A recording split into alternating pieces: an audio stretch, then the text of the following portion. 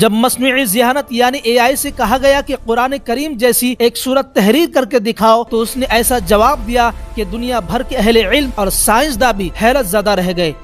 معزز سامعین و ناظرین، میں ہوں سعید اختر نوری اور آپ سب کو دل کی اتہ گہرائیوں سے السلام علیکم ورحمۃ اللہ وبرکاتہ۔ دوستو، آج کی گفتگو ایک ایسے عظیم اور تاریخی چیلنج کے گرد گھومتی ہے جو صدیوں قبل پیش کیا گیا مگر زمانے کی تمام تر ترقی کے باوجود آج بھی پوری آب و تاب کے ساتھ قائم ہے۔ اللہ رب العزت قرآن مجید میں ارشاد فرماتا ہے وَإِن كُنتُمْ فِي رَيْبٍ مِّمَّا نَزَّلْنَا عَلَىٰ عَبْدِنَا فَأْتُوا بِسُورَةٍ مِّن مِّثْلِهِ وَادْعُوا شُهَدَاءَكُم مِّن دُونِ اللَّهِ إِن كُنتُمْ صَادِقِينَ۔ اگر تم اس کتاب کے بارے میں شک میں ہو جو ہم نے اپنے بندے پر نازل کی ہے تو اس جیسی ایک صورت لے آؤ اور اللہ کے سوا اپنے تمام مددگاروں کو بلا لو اگر تم سچے ہو۔ یہ چیلنج صرف اس دور کے فصیح و بلیغ عربوں تک محدود نہ تھا بلکہ قیامت تک آنے والے ہر انسان، ہر مفکر، ہر دانشور اور ہر طاقت کے لیے ہے۔ آج انسان ٹیکنالوجی کی بلندیوں کو چھو رہا ہے، مصنوعی ذہانت ایسے کارنامے انجام دے رہی ہے جو کبھی تصور سے باہر تھے۔ کمپیوٹر پروگرام گفتگو کرتے ہیں، مضامین تحریر کرتے ہیں، پیچیدہ مسائل حل کرتے ہیں، تو سوال یہ پیدا ہوتا ہے کیا انسان اور مشین کی مشترکہ کاوش بھی قرآن جیسا کلام پیش کر سکتی ہے؟ کیا چیٹ جی پی ٹی جیسا نظام ایک سورت کی مثل لا سکتا ہے؟ بلا شبہ قرآن مجید اللہ تعالیٰ کا مقدس کلام ہے جو خاتم النبیین حضرت محمد مصطفیٰ صلی اللہ تعالیٰ علیہ وسلم پر نازل ہوا۔ یہ محض ایک مذہبی کتاب نہیں بلکہ مکمل ضابطۂ حیات، سرچشمہ ہدایت اور منشور انسانیت ہے۔ اس میں اخلاق بھی ہے، عدل بھی ہے، رحمت بھی ہے اور آخرت کی کامیابی کا راستہ بھی۔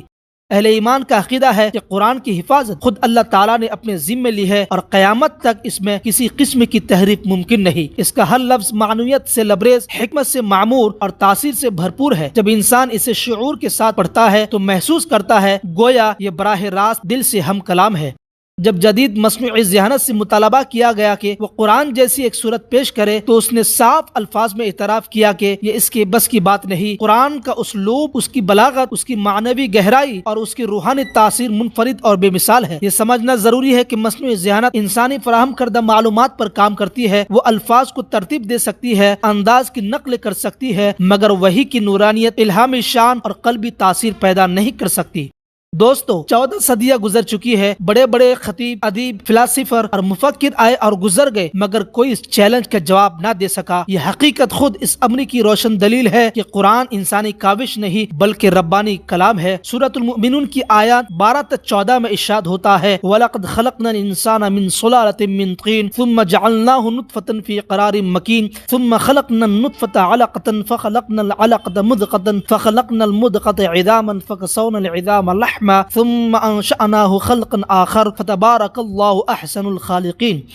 اور بے شک ہم نے انسان کو مٹی کے خلاصے سے پیدا کیا، پھر اسے ایک محفوظ جگہ میں نطفہ بنایا، پھر نطفے کو علقہ بنایا، پھر علقے کو مضغہ بنایا، پھر مضغے کو ہڈیاں بنایا، پھر ہڈیوں پر گوشت چڑھایا، پھر اسے ایک نئی مخلوق بنا دیا۔ پس بابرکت ہے اللہ سب سے بہتر پیدا فرمانے والا۔ آج کی سائنسی تحقیقات بھی انسانی تخلیق کے ان مراحل کی مطابقت بیان کرتی ہے مگر یاد رہے قرآن کا اصل مقصد سائنسی نظریات پیش کرنا نہیں بلکہ انسان کو ہدایت کی روشنی دینا ہے۔ قرآن ہمیں سچائی، عدل، احترام والدین، خدمت خلق اور بندگی رب کا درس دیتا ہے۔ مشینیں حساب کر سکتی ہے مگر ہدایت نہیں دے سکتی، وہ تجزیہ کر سکتی ہے مگر دلوں کو بدل نہیں سکتی۔ قرآن انسان کے باطن کو منور کرتا ہے، کردار کو سنوارتا ہے اور زندگی کو بامقصد بنا دیتا ہے، اور یہی اس کا عظیم ترین معجزہ ہے۔ آخر میں آئیے خود سے سوال کریں کیا ہم قرآن کو محض تلاوت تک محدود رکھتے ہیں یا اسے سمجھ کر اپنی زندگی کا حصہ بھی بناتے ہیں؟ اللہ تعالی ہمیں قرآن مجید کو سمجھنے، اس پر عمل کرنے اور اس کے پیغام کو عام کرنے کی توفیق عطا فرمائے، آمین۔ پیارے دوستو، اپنی رائے کمنٹس میں ضرور دیجیے۔ اگر ویڈیو پسند آئے تو لائک، شیئر اور سبسکرائب کر کے ہماری حوصلہ افزائی فرمائے۔ انشاءاللہ جلد حاضر ہوں گے ایک نئی اور فکر انگیز ویڈیو کے ساتھ، تب تک کے لیے اجازت دیجیے۔ اللہ حافظ، السلام علیکم ورحمۃ اللہ تعالی